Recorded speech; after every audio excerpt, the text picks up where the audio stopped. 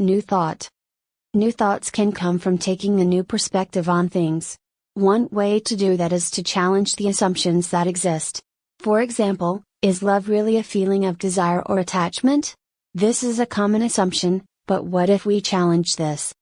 New thoughts on love. Desire and attachment can be strong feelings, and they are often called love in certain contexts. However, attachment can be for bad reasons too, right? Desire too can come from less than noble places. What is an alternative definition of love? How about a recognition of value? Seeing the inherent value in a person, like the beauty you see in a painting or hear in a melody. You do not need to be attached or even desirous of beauty to enjoy it. You just have to recognize it. The enjoyment that you take in another's existence then could be a definition of love. At least the emotion. Love is more than an emotion though. How much love does a mother have for her children if she feels fond towards them, but doesn't feed them? Love in this context has to include action, doesn't it? This points up the real problem with defining concepts like love. There are 7 or 8 or perhaps 100 things we want to communicate. They are each different, yet we have just one word for them.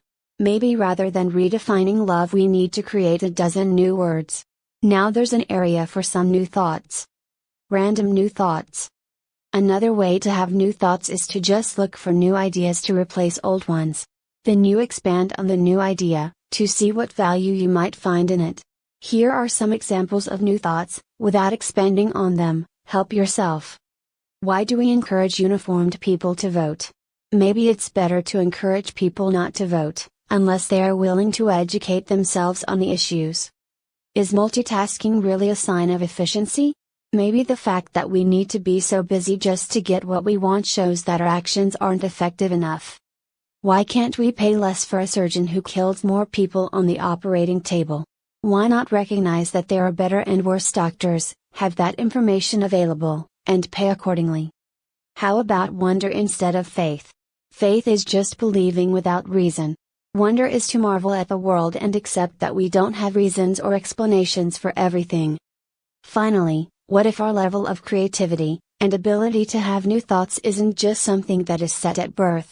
What if it is a systematic process, one that may not be recognized by those who use it, but can be identified and copied? All of us can train ourselves to have creative new thoughts. Copyright 2022. From Gare Science.